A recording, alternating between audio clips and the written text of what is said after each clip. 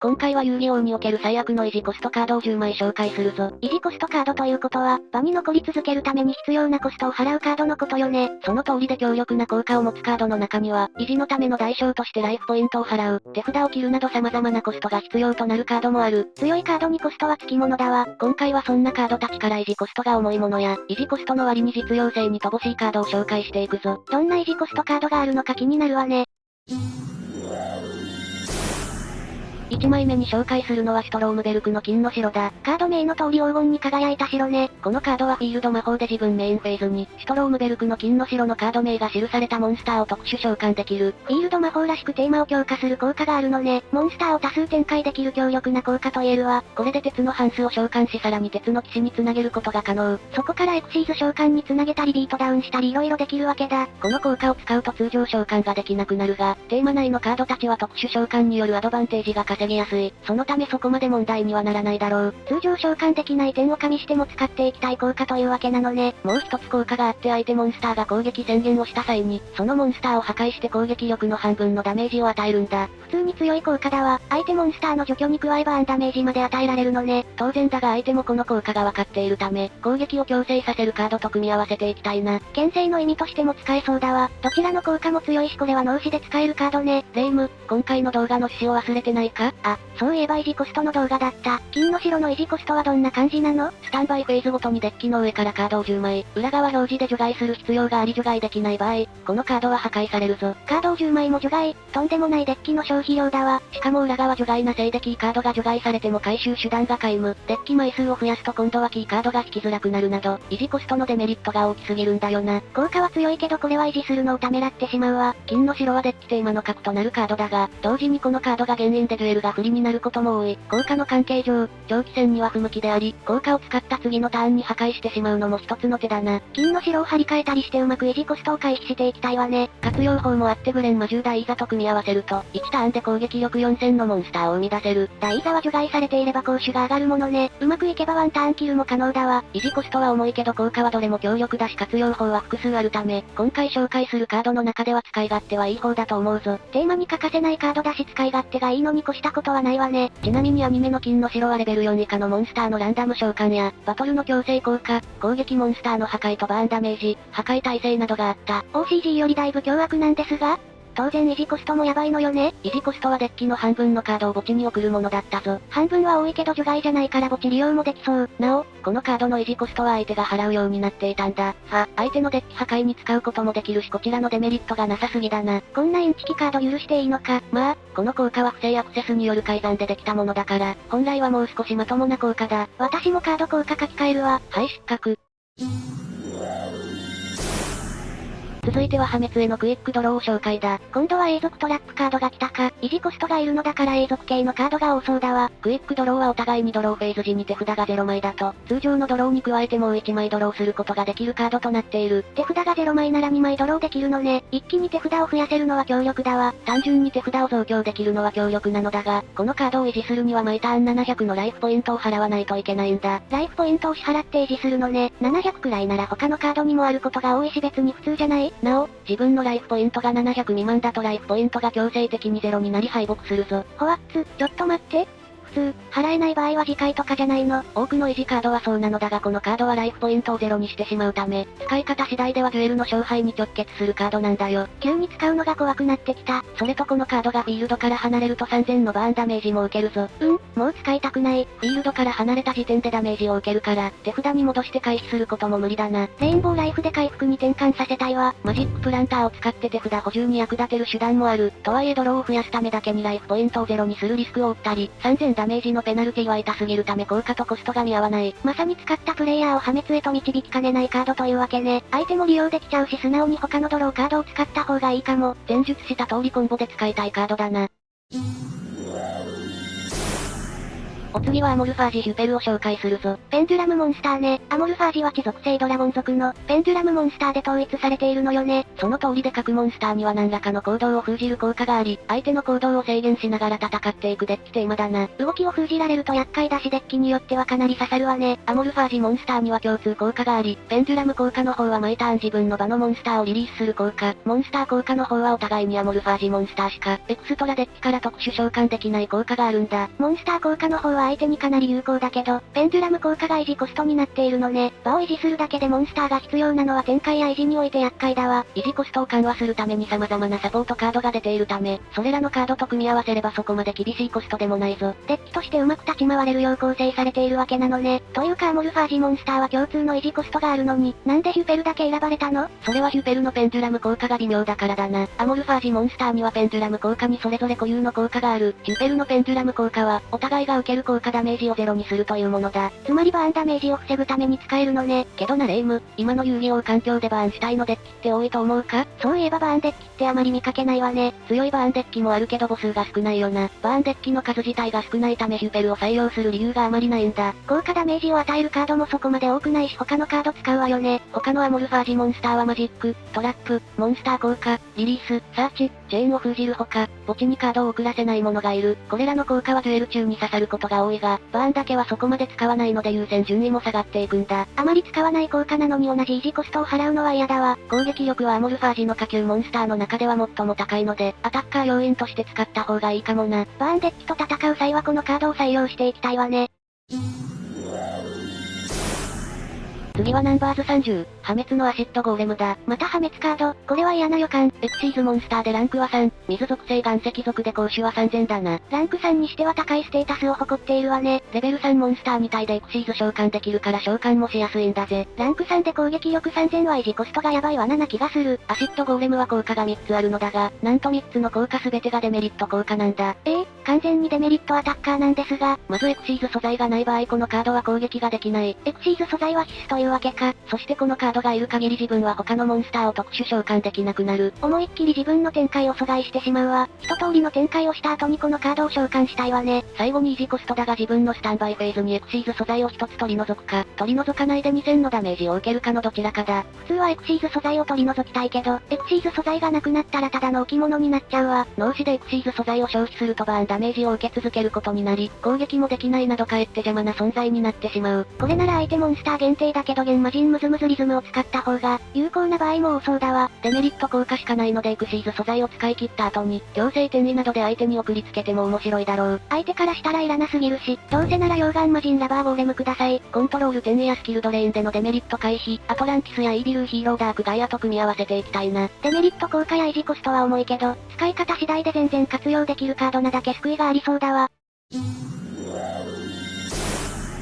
5枚目はコアキメールバラファールを紹介するぞ。今度はコアキメールのモンスターが来たわね。コアキメールモンスターは自分のエンドフェーズごとに、手札からコアキメールの合格を墓地に送るか特定のカードを見せるのよね。レイムの言ったように効果外テキストで維持コストがあり、維持コストが満たせなければ破壊されてしまうんだ。まあ、情報開示は嫌だけど手札のカードを見せればいいわけだし、このバラファールも維持コストはそこまで重くないんじゃないの？いや、それがバラファールはコアキメールの合格を墓地に送る以外の維持コスト条件が存在しないんだよ。じゃあ手札のモンスターを見せれば維持できるわけじゃないんだ？多数いるコアキメールモンスターの中で公開による大体維持効果がないのは、このカードとコアキメールマキシマムだけ。そのマキシマムは合格以外にもコアキメールモンスターを送って維持ができる。墓地も肥やせるし選択肢があるのはいいことだわ。バラファールは最上級モンスターで攻撃力が3000あるのは利点だけど、召喚にはリリース要員も2体いるし採用しづらそうよね。コアキメールモンスター1体でアドバンス召喚できる効果があるため、召喚はしやすいのだが、他の効果は貫通効果とトラップカードでの破壊耐性があるのみだ。除去系トラップカードを防げる点や守備表示モンスターがいても、ダメージを通せる点はいいわね。リビングデッドの呼び声で蘇生させれば完全蘇生ができるわ。効果自体は悪くはないけど今の環境は昔ほどトラップカードも多くないし、貫通ダメージもモンスターを除去するカードの方が強い。それこそマキシマムは除去効果持ちなので汎用性の面では劣ってしまうんだ。相手モンスターやトラップカードを破壊できるマキシマムの方が使い勝手がいいわね。マキシマムは合格を除外するとはいえ特殊召喚もできるため、畳みかけられる点でもマキシマム優勢だな。同じ攻撃力ならマキシマム使った方が良さそう。手札効果維持効果がないため出張では使い切りで終わってしまい、小脇メールテーマではライバルカードがいる。バルファール自体が弱いわけではないのだが、せめて維持コストは他の小脇メールモンスター同様、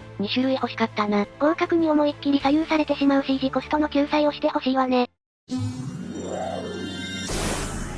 続いては一族の掟を紹介だ。随分懐かしいカードが来たわね。カース・オブ・アヌビスの呪いに収録されていたからな。一族の掟は永続トラップカードで発動時に種族を一つ宣言し、宣言した種族のモンスターは攻撃ができなくなるんだ。攻撃を封じるカードなのね。種族を統一しているデッキとかに刺さりそうだわ。ただ、自分のスタンバイフェーズごとにモンスターを一体リリースしないと破壊されてしまうぞ。モンスターのリリースが維持コストなのね。相手の攻撃を防げるのはいいけど、こちらのモンスターを毎ターン失うのはきつく感じるわね。今はエクストラデッキに足したようなモンスターを採用しているケースも多く、ロックをかけようとしても容易に突破されてしまうんだよな。モンスターをリリースしてまでロックをかけたのに、簡単に突破されたら切ないわ。DNA 改造手術使って強制的に種族変えてロックすればいいのでは。ぶっちゃけ虫除けバリアでいい。確かに、というか維持コストを考えるともう光の5風剣でいい気がしてきた。なんならモンスター以外を墓地に送ってバトルフェーズを終わらせる、強制終了の方が使いやすいと思うぞ。攻撃を止めるだけだったら他にもいろんな対抗カードがあるし、モンスターの維持コストを支払ってまで一族の掟を使う理由がないわね。リリースをするためのモンスターをトークンで代用したり、異次元の偵察機など除外系のカードと組み合わせて活用できるのは強みだな。そういったデッキに組み込む目的で使うのは面白いかもね。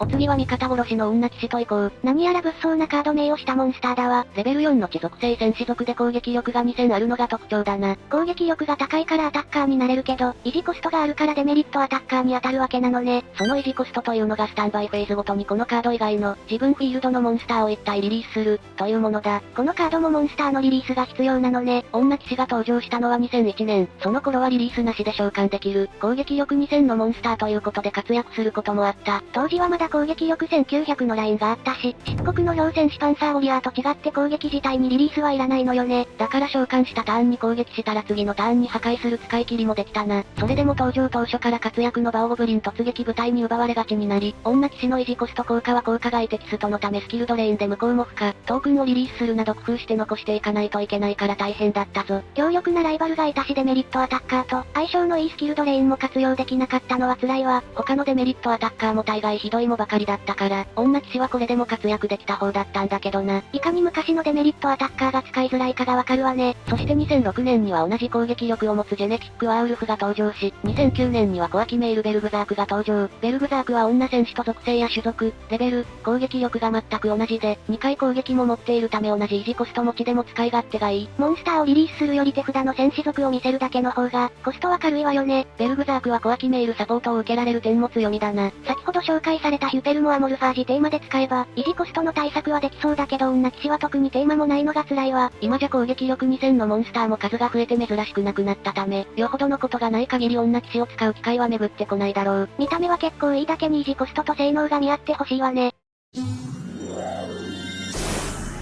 8枚目は霊視エネルギー固定装置だ。ここに来て永続マジックカードが来たわね。このカードはスピリットテーマのカードであり、スピリットモンスターをフィールドに残り続けるようにする効果があるぞ。スピリットモンスターは召喚したターンのエンドフェーズに、手札に戻る効果があるけどこのカードがあれば戻らなくていいのね。モンスターの維持に繋がるから必須級のカードじゃない？いや、そうでもない。スピリットモンスターの多くは召喚リバースした時に、効果が発動するものが大半だからな。そっか、場に残り続けたら効果は一度しか使えないのか。召喚時にモンスターを一体裏側守備表示にできるつく読みや、レベル1モンスターを蘇生できる金貨秒などは何度も効果を使いたい。サーチ効果のある新玉や、召喚権を付与できる逃げ玉の効果も何度も使いたいわ。特に下級スピリットモンスターたちは何度も召喚して効果を使用したいので、手札に戻ってくれた方が都合がいいんだよな。この時点で固定装置いらない気がしてきた。上級以上のスピリットモンスターにはヤタの鏡を使えばいい。強力なスピリットモンスターにだけヤタの鏡を装備して場に残し、下級スピリットモンスターは手札に戻して再利用した方が強そうね。そういった臨機応変な戦い方ができた方が戦いやすいのは間違いないな。ちなみに固定装置の維持コストだが、エンドフェーズに手札を1枚捨てる必要があるんだ。維持コストのこと忘れてた。しかも結構痛いコストなんだけど、毎ターン手札消費はアドバンテージ的にも厳しいわ。維持したいモンスターがいない場合、無駄に手札を捨てることに繋がりかねないため、このカードを採用するのはためらってしまうんだ。むしろ暗黒界やインフェルニティで使うわ。テーマ用のサポートカードで間に合ってる。スピリットテーママには似たような効果を持つイザナギもおり、こちらはアタッカーもできるし維持コストも必要ないんだ。特殊召喚もできるしこっち使うわ。ますます固定装置を使う理由がなくなっているんだよな。テーマに合ってないのが残念すぎる。それと固定装置は場から離れると、スピリットモンスターを全て手札に戻す効果もあるんだ。これはあって嬉しい効果と言えるのかしら？これまでの話を聞いている限りスピリットとは相性が悪そうな気がするわ。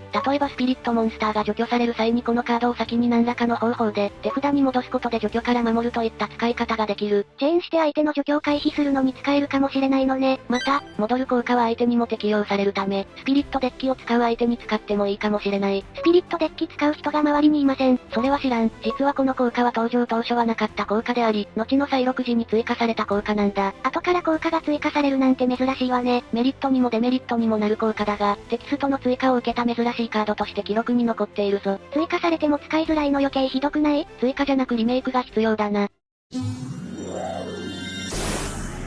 続いては魔導アーマーエグゼを紹介するぞ。このモンスターも確かデメリットアタッカーじゃなかった？レベル4で攻撃力2400だからレイムの言う通りデメリットアタッカーだ。女騎士より400も攻撃力が高いのは魅力的だけど、デメリットとなる維持コストが気になるわ。まずエグゼは召喚反転召喚特殊召喚したターンには攻撃できないんだ。さすがデメリットアタッカーなだけあってデメリットがひどい。召喚しても1ターン待たないといけないからワンキルの役に立たないし、相手ターンで処理されてもおかしくないわよ。場に出してすぐアタッカーとして使いたいのに、1ターン待たないといけないのはアタッカーとして致命的な欠点だな。これ以外にも維持コストがあるのよね。維持コストは自分相手のスタンバイフェーズごとに、自分の場の魔力カウンターを1個取り除く必要があるんだ。維持するためには魔力カウンターがいるのか。維持コストがライフポイントやモンスター、手札じゃなく、魔力カウンターだから使えるデッキが限られるわ。有名どころだと魔法都市エンディミオンや、王立魔法図書館などかな。そのあたりのカードはよく聞くわね。けど、魔法使い族メインだから岩石族のエグゼとは相性は良くないわ。そもそも岩石族なのに魔力カウンターを必要とするエグゼが悪い。グーの根も出ない。魔力カウンターは他のカードに使いたいケースも多く、エグゼに咲く余裕はほとんどないんだ。出したターンに攻撃できないから相手ターンに出したとしても、攻撃前に最低1個は魔力カウンターが必要。漆黒のパワーストーンや魔力掌握を使ってなんとか確保したいわ。ぶっちゃけエグゼの維持のためにリソースを割くくらいなら、他のアタッカーを用意した方がいい。反論の余地もないわ。効果が違うから一概には言えないけどチェーンソーインセクトとかライトニングギアオーカ、ストームサイファーの方が使えそう。エグゼの維持コストは効果外テキストだからスキルドレーンで無効化もできないため、真珠王バルバロスなど他の競合モンスターが使われがちになっていたぞ。エグゼ自身が魔力カウンターを貯められないわけない。そのため他のカードに頼らざるを得ないのが苦しいわね。ただ、エグゼの攻撃力自体は魅力的なのでダークガイアの素材に使ったり、メタモルクレイフォートレスと組み合わせて戦ったりして活路を見出せるぞ。アタッカーとしては微妙だけど素材とかで役割を持てそうね。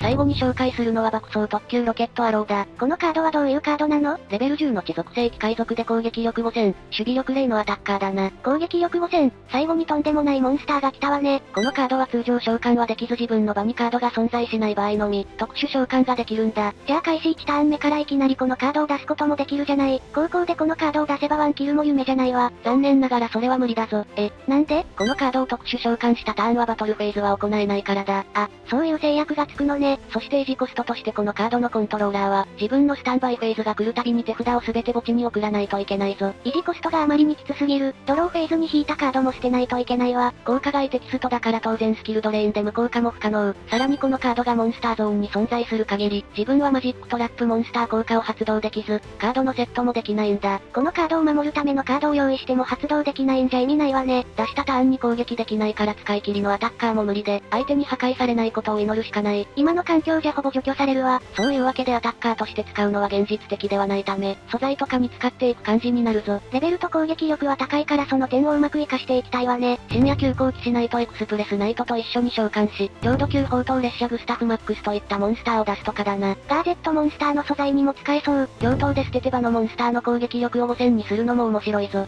使い方次第でデュエルで役に立ってくれそうではあるわね。逆にそういった他のカードを活かすための使い方しかできないので、このカード単体での利用価値は維持コストも相まって皆無に等しいんだ。維持していたら勝てる気しないし他のカードが使えない制限もきつすぎる。これまで紹介されたカードの中でもひときわ維持コストが重たく、単体での実用性に難のあるカードなのが分かったわ。今回は最悪の維持コストカードを10枚紹介したけど、レイムどうだった？どのカードも維持コストが重かったりコストと性能が見合わないものばかりだったわ。他のカードと使えば力を発揮できそうなカードもあったけど、単体では厳しそうなものが多かったな。維持コストを払ってでも使いたくなるカードが増えてほしいわね。他にも維持コストの重たいカードはあるだろうし、霊夢も見つけたら教えてくれ。わかったわ。じゃあ最後にこの画像で一言。10秒後だ。自分も心中する気か社長。みんなもコメントで答えてちょうだい。マリサをうならせる回答をよろしくね。ご視聴ありがとうございました。維持コストダウンの実装作用。